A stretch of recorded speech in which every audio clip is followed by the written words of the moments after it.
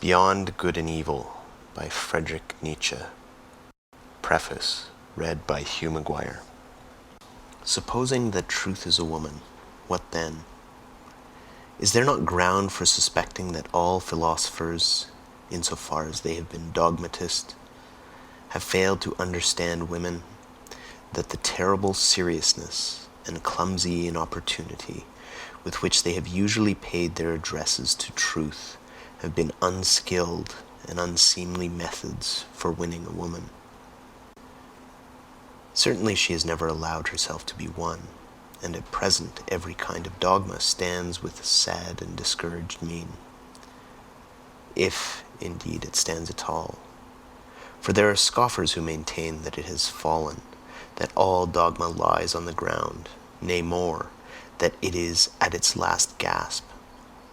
But to speak seriously, there are good grounds for hoping that all dogmatizing in philosophy, whatever solemn, whatever conclusive and decided airs it has assumed, may have been only a noble pluralism and tyrannism, and probably the time is at hand when it will be once and again understood what has actually sufficed for the basis of such imposing and absolute philosophical edifices as the dogmatists have hitherto reared. Perhaps some popular superstition of immemorial time, such as the soul superstition, which, in the form of subject and ego superstition, has not yet ceased doing mischief. Perhaps some play upon words, a deception on the part of grammar, or an audacious generalization of very restricted, very personal, very human, all too human facts. The philosophy of the dogmatists, it is to be hoped, was only a promise for thousands of years afterwards, as was astrology in still earlier times, in the service of which probably more labor, gold, acuteness, and patience have been spent than on any actual science hitherto. We owe to it, and to its superterrestrial pretensions in Asia and Egypt, the grand style of architecture. It seems that in order to inscribe themselves upon the heart of humanity with everlasting claims, all great things have first to wander about the earth as enormous and awe-inspiring caricatures. Dogmatic philosophy has been a caricature of this kind. For instance, the Vedanta doctrine in Asia, and Platonism in Europe.